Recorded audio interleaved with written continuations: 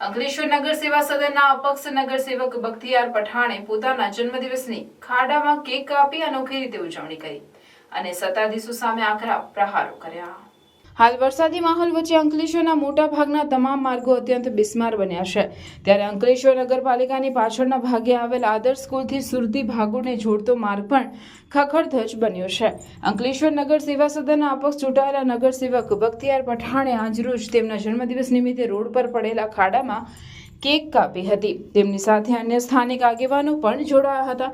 આ અંગે તેઓએ જણાવ્યું હતું કે થોડા સમય અગાઉ જ ₹50 લાખના ખર્ચે આ માર્ગનું નવીનીકરણ કરવામાં આવ્યું હતું, પરંતુ પ્રથમ ચોમાસે જ માર્ગ અત્યંત બિસ્માર બન્યો છે। આ સાથે જ શહેરના અન્ય માર્ગો પણ અત્યંત બિસ્માર બન્યા છે, ત્યારે શહેરીજનો ભારે હાલાકીનો સામનો કરી રહ્યા છે। આવા સમયે તેઓએ વિકાસના જન્મદિવસની કેક કાપી ઉજવણી કરી હતી।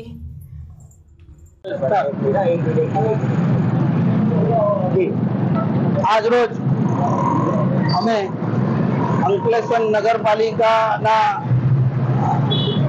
પછાડીના સાઈડના મુખ્ય રોડ એવું કે આદર્શ સ્કૂલથી લઈને સુરતી બાગર સુધીના મુખ્ય માર્ગ જે આજથી 6 મહિના પહેલા બનાવવામાં આવેલો હતો, 50 લાખના ખર્ચે બનાવેલો હતો। આ ડામર રોડ એમાં એવા ખાડા પડી ગયા છે, તમે જોઈ શકો છો કે કેટલા ખાડા છે। સમગ્ર અંકલેશ્વરમાં એટલા ખાડા છે અને આ જ રોડ ઉપર આદર્શ સ્કૂલ બી આવેલી છે અને અહીંયાથી છોકરાઓ અવર જવર કરે છે અને કોઈ જાનહાનિ થાય એનો જવાબદાર કોણ?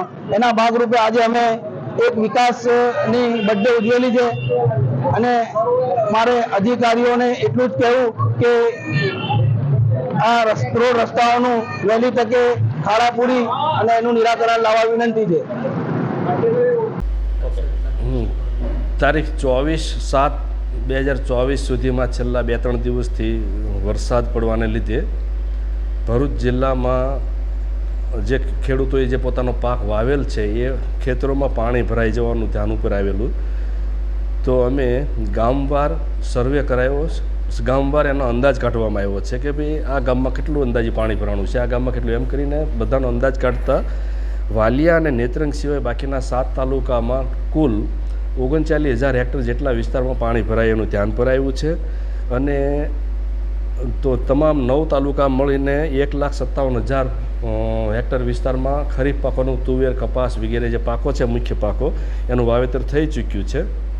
તો આ જે વાવેતર થઈ ચૂક્યું છે એવા વિસ્તારમાં 39,000 હેક્ટરમાં પાણી ભરાણું છે। આ બાબતનો રિપોર્ટ અમે અમારી વડી કચેરીને મોકલેલો છે અને ઉચ્ચ કક્ષાના અધિકારીઓને પણ આ રિપોર્ટ મોકલેલો છે।